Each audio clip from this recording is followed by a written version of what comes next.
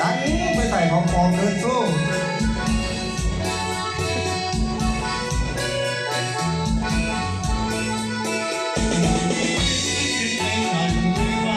รู้สึกเป็นไงครับมาร้องเพลงให้ฟังจะร้องให้ฟังก่อน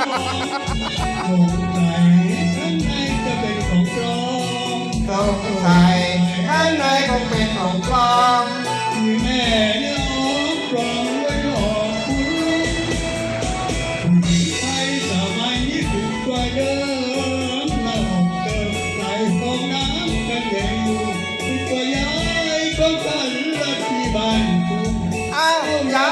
ยของฉันละที่บ้านกูใครเสื้อให้คุณ